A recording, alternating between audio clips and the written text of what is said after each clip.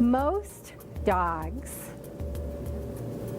it doesn't make any difference if they're going to sleep on your bed or not, but if you have a dog that is slightly dominant and you're elevating that dog to the same level that you are in the pack, and remember, dogs are den-dwelling pack animals.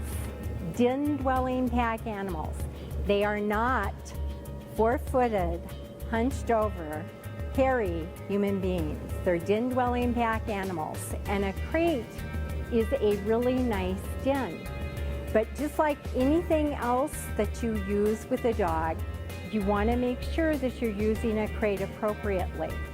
So what we recommend is overnight is okay, but during the daytime when the dog is awake, the best thing to use is a securely fenced backyard.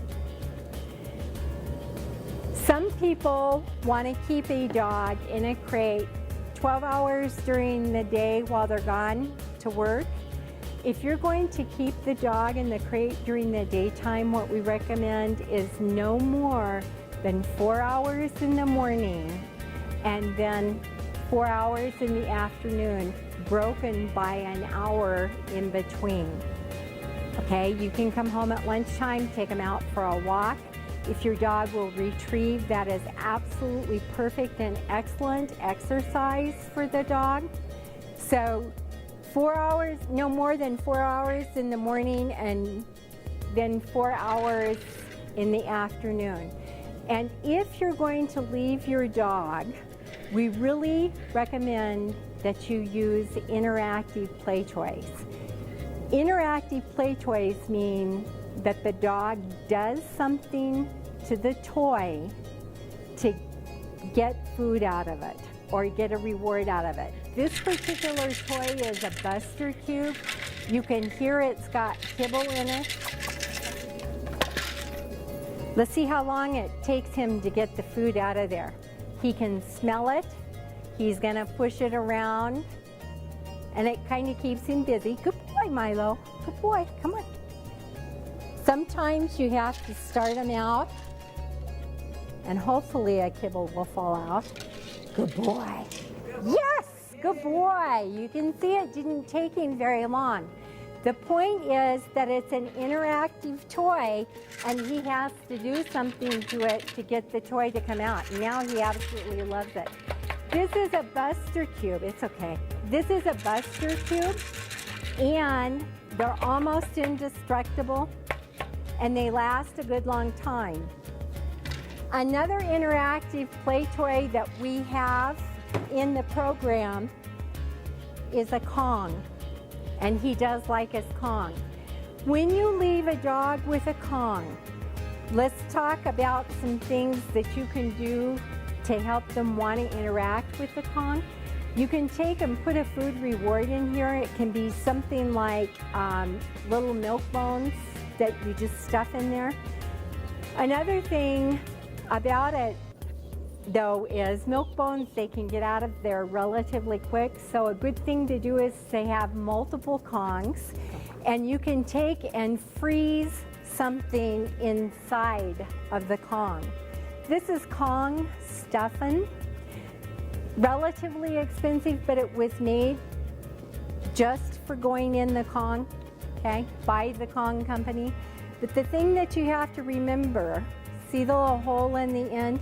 You don't ever want to have that completely blocked off because the dog can be playing with it and get their tongue stuck in there and lose their tongue. The size of the Kong has to be appropriate for the dog and their jaw strength. So say for instance, this is appropriate for Milo. The harder the better when you've got a big dog with strong jaws. And this would be appropriate for a small dog like a poodle or something like that. Again, the hole is there. And some other things that we suggest you might want to use, soft squirt cheese you could put in there, peanut butter, yogurt, wet dog food. Some people even take a little dab of wet dog food and put in there and then smash dry kibble in it and freeze it. The dog will interact with it for a long time to get that out. Another toy, just to give you guys an idea, this is called a Zany's Puzzle Station, and it is an interactive puzzle station to keep the dog busy. And I really recommend to you that you go online and you go to Google and Google interactive dog toys, because it is a huge and blossoming market. And there are a lot of different toys out there for a dog to play with. This type of toy, this is a Nyla bone, and they're super hard, might be super expensive, like 20 bucks to get one of these Nyla bones, and they last forever, like a couple of years, depending on the dog. And again, you want to remember dog size and jaw strength. This looks like a great toy to leave for your dog to play with. It even squeaks, okay? Problem with tennis balls is they break apart, they can chew them apart. And the big danger is intestinal blockage. They chew something apart and then they ingest it and they get a blocked bowel. So you have to be real careful. This nice toy to play with the dog when you are supervising the dog, okay? Dog likes it, it's got a squeaker in it. But if you'll notice, this toy over here doesn't have a squeaker anymore. Took a dog about 5 minutes to get that out. So you have to be careful with that type of toy. Rawhide is not something that we encourage people to use, because what happens with rawhide is, even though you may have a rawhide bone that's this long and this big around, in the end result, they chew the end of it off real fast, and that makes a dangerous situation. So we don't recommend rawhides. Retrieving is an absolutely excellent game for a dog.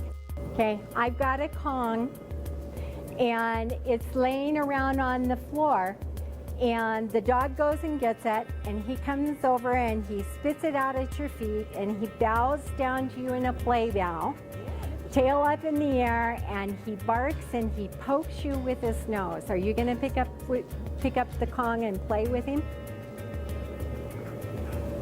It's a trick question. You got the answer right. No.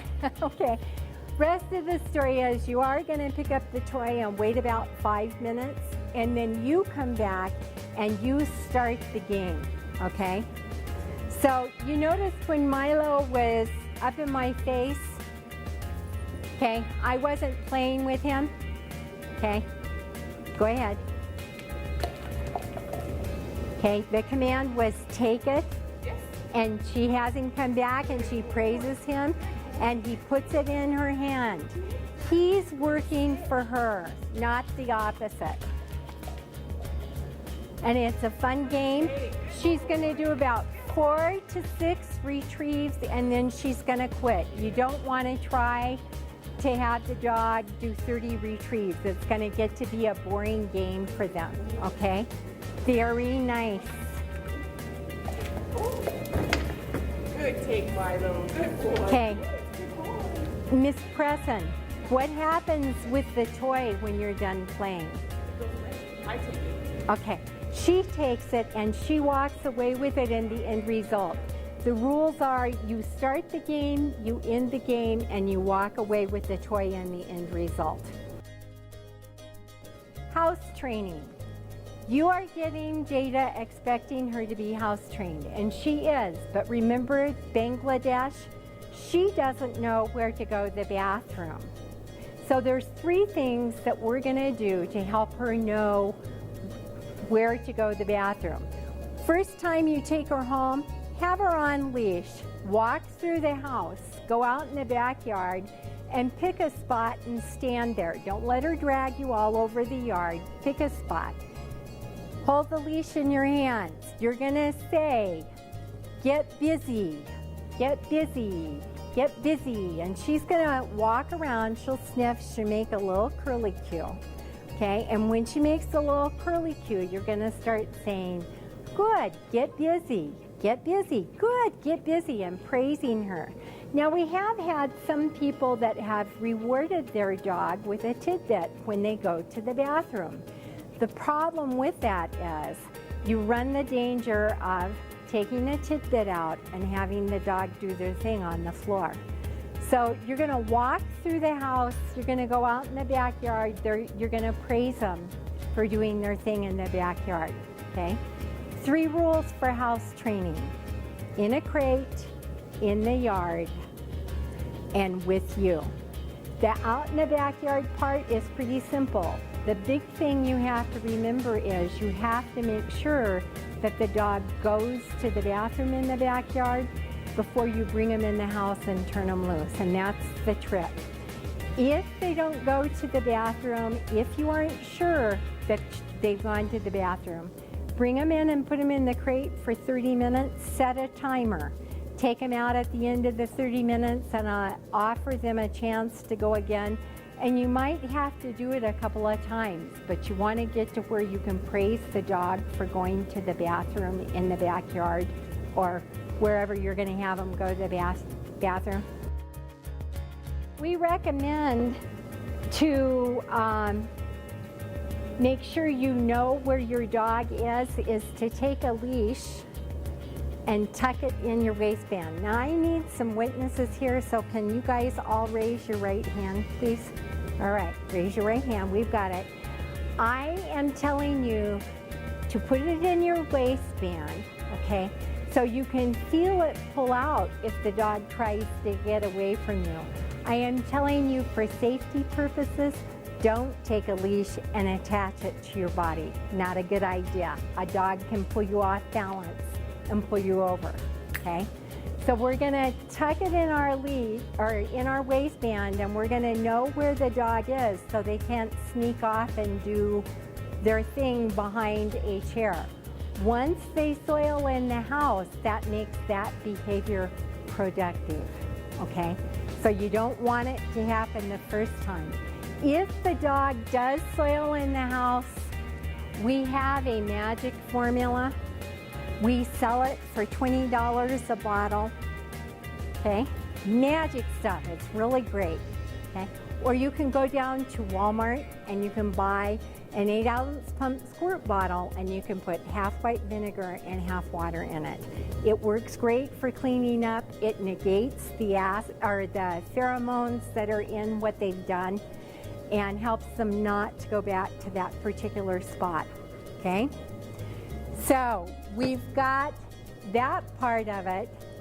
The with you want to remember you can have the dog like in the kitchen with you while you're fixing dinner. What you don't want to happen is for the dog to sneak off and go someplace and go to the bathroom. The idea is with you. So we talked about the dog sleeping in the crate. The advantage of the dog sleeping in the crate, they don't go through the house and indulge in destructive behavior. They learn to be quiet, okay?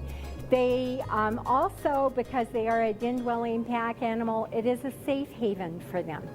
And the thing about it being a safe haven is they can go in there and be safe if you have got 50 people in your house and it's an intimidating situation for the dog. 20 little kids running through their house with their fingers poking in the holes in the crate. Allow the dog the safety of being in a crate and be realistic of your expectations of the dog in a crowd of people.